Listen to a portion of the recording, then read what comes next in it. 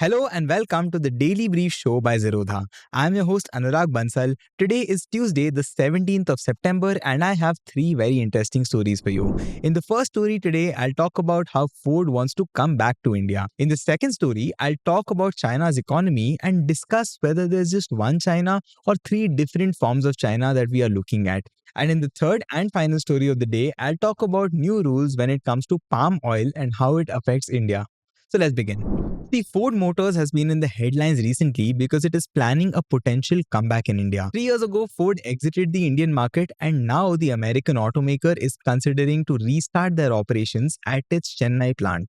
Now, to talk to you further about it, I'll have to rewind to 2021 when Ford decided to stop its manufacturing operations in India. See, this decision came after a decade of financial struggles for Ford, where they had losses of over 2 billion US dollars and a market share that never crossed 2%. Ford was not alone in leaving India, by the way. General Motors had already stopped selling cars in India in 2017, and Harley Davidson followed them in 2020. Now, these exits highlighted the challenges faced by US automakers in penetrating the Indian market. Ford's managing director had said, and I quote, accumulated losses, persistent industry overcapacity, and lack of expected growth in India's car market were the key reasons behind quitting India.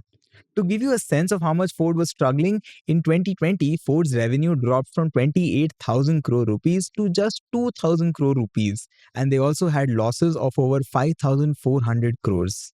Now, as Ford was preparing to exit, Indian car makers were expanding their capacity, but domestic demand was not quite keeping pace. Many companies, inclusive of Ford, had to export vehicles to keep their plants operational. Ford, for instance, was exporting over 90,000 EcoSport cars annually, which is almost double its domestic sales. Now, this situation was made even worse by a significant drop in car sales in 2019, which was the largest in the last 2 decades. And this was followed by the economic challenges due to the COVID-19 pandemic. Now, that said, despite the exit announcement, Ford did not quite completely cut its ties with India. It sold its Gujarat plant to Tata Motors, which repurposed it for electric vehicle production. But the fate of the Chennai plant remained uncertain. Initial talks of selling it to companies like JSW or even Ola did not really materialize. Ford also briefly considered entering the EV market in India by leveraging government's PLI or production linked incentive schemes, but this plan also fell apart. Now, the Tamil Nadu government, which has been doing absolutely everything they can in their power to become a manufacturing powerhouse, has been actively engaging with Ford to find a solution to this problem. Now, these discussions seem to have played a very crucial role in Ford's reconsideration of its Indian operations. But talking about Tamil Nadu, their appeal to automakers is quite significant. See, they are often referred to as the Detroit of India, which is the state that offers strategic advantages such as a port access, a robust industrial ecosystem, and supportive government policies. Now, many major players like Hyundai, Renault, BMW, etc. have established operations in this state. Now, with Tamil Nadu's recent push towards EVs, even Tesla has shown a lot of interest in this very region. Talking about Ford though, their potential comeback strategy looks like it is focused on export-oriented production rather than targeting the domestic market. There are also some indications of a possible joint venture with the JSW group in order to facilitate this return. But that said, it is important for us to take this news with a pinch of salt. That is because Ford has had a history of flip-flopping on their decisions, and this specific comeback may still not pan out. We will just have to wait and see how it goes. Moving on to the next story of the day, I'll talk about the tale of three Chinas. I know we keep talking a lot about China on this podcast, and there's a reason to it. See, that is because there are a lot of weird and crazy things happening in China right now, and they have serious implications for the global economy, including that of India. When we look at China's economy right now, we see a very confusing picture. It's almost as if we're looking at three different versions of China at the same time. Let me explain what I mean. See, the first China we see is an economy that is in serious trouble. Deflation is rising, consumer prices are barely growing, and producer prices have been falling for nearly 2 years straight now. Now, for your information, deflation is an economic condition where overall price levels decline due to decreased demand or increased supply of goods and services. This can lead to reduced consumer spending and investment as people anticipate further price drops, which potentially slows down economic growth. Now, talking about the real estate sector, which has long been a pillar of China's growth, has also been in a very long slump. New home prices have been declining for 15 straight months and they have dropped at the fastest pace in 9 years this August. Experts like Michael Pettis say that this is not just a cyclic downturn, but the result of deep structural imbalances that have been building for years in China. China's growth model always prioritized investments over consumption, and it has now become a problem. Pettis puts it very interestingly, and I'll quote: "The problems facing the Chinese economy are not the consequence of recent policy shifts. They are the almost inevitable result of deep imbalances that date back nearly 2 decades." But then we look at the second China, which is a technological powerhouse which is leading the world in key industries of the future. China has become the dominant global manufacturer of electric vehicles, solar panels, wind turbines, and batteries. As a renowned economist, Brad Setzer points out, China now accounts for 80% of global solar panel production and is rapidly growing its EV exports. In a recent appearance on Bloomberg's Odd Lots podcast, historian Adam Tooze highlights how impressive China's technological progress has been. He describes the streets of Shanghai as filled with one fancy EV after another. He says it's stuff you've never seen before. It is so futuristic, it is over the competition, it is extraordinary. Now, the thing is, how do we reconcile these two conflicting images? An economy in trouble on one side and a world leader in crucial technologies on the other. This brings us to our third China, which is at the center of growing global tensions over trade. There are widespread fears, especially in the West, about Chinese overcapacity. The concern is that China is deliberately flooding global markets with artificially cheap goods, which is potentially undermining industries in other countries. Earlier this year, US Treasury Secretary Janet Yellen warned that China is now simply too large for the rest of the world to absorb this enormous capacity. But the thing is this overcapacity really the right way to look at this issue? Matthew C. Klein, who's the co-author of the classic book Trade Wars Are Class Wars, along with Michael Pettis, has a counter-argument to this. He says that the real problem is not Chinese overproduction, but rather Chinese underconsumption. Klein points out that Chinese households only spend 37% of national income on goods and services, which is far, far lower than the global average. He says that Chinese goods seem unusually cheap because the average Chinese citizen is not paid enough in order to buy what they make. This keeps domestic prices low, which makes exports appear artificially cheap. Now, from this perspective, China is not producing too much, it is just consuming too little.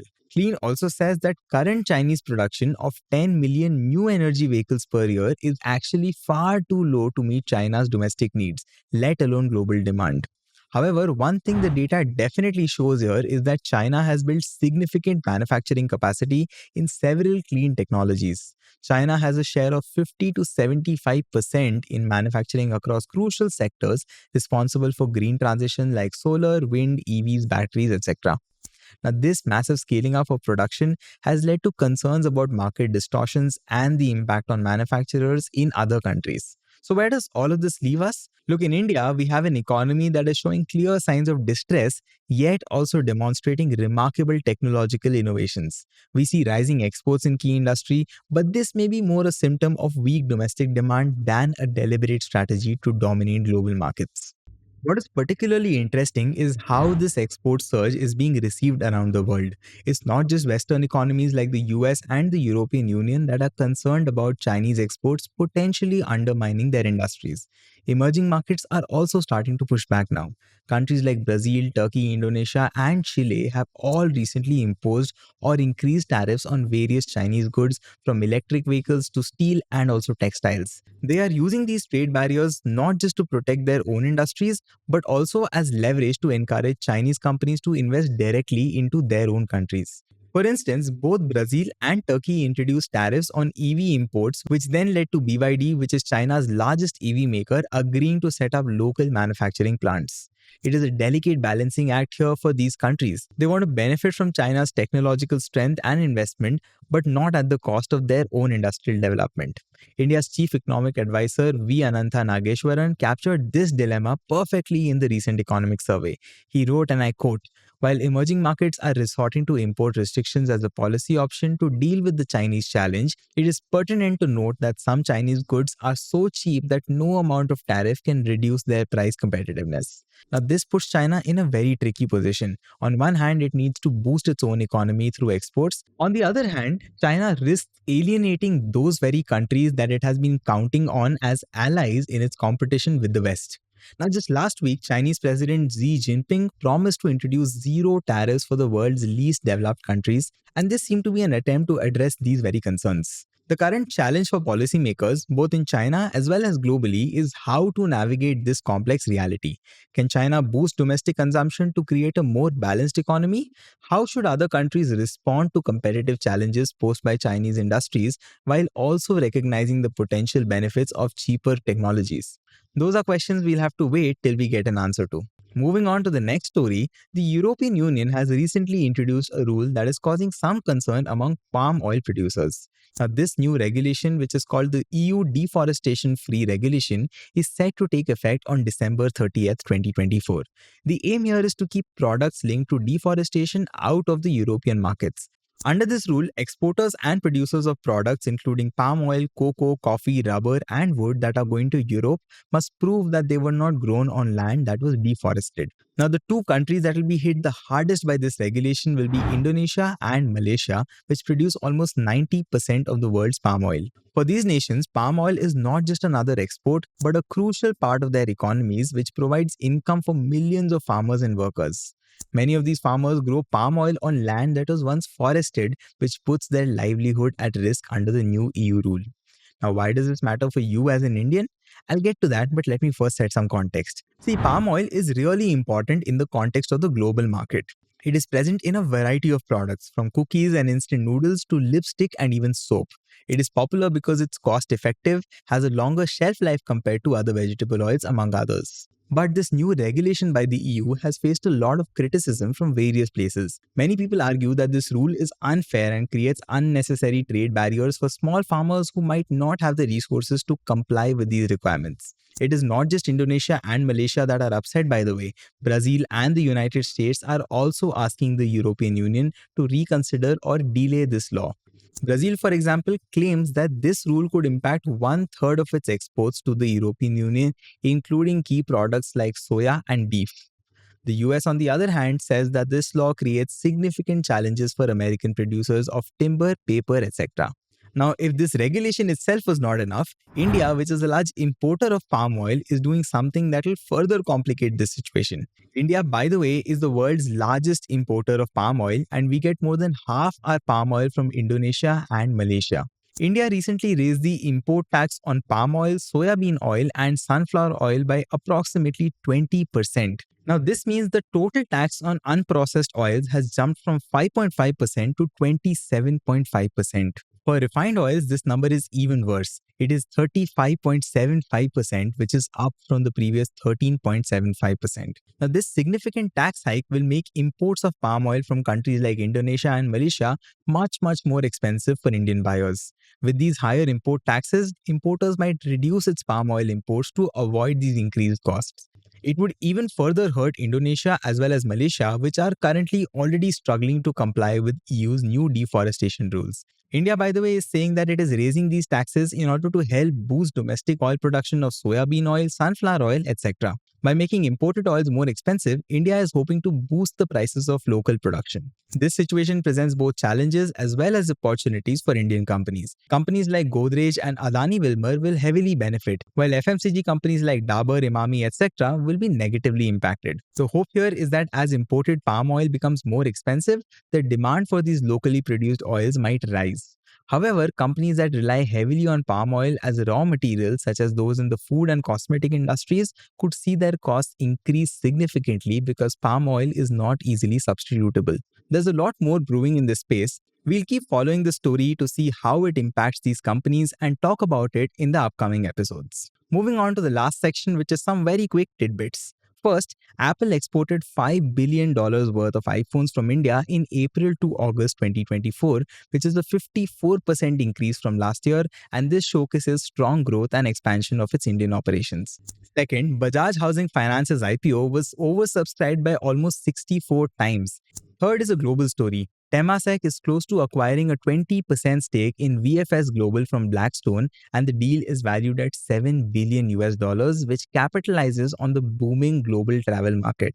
That's all the news and stories I have for you today. I hope you found value in this episode. I'll see you tomorrow. Take care and goodbye.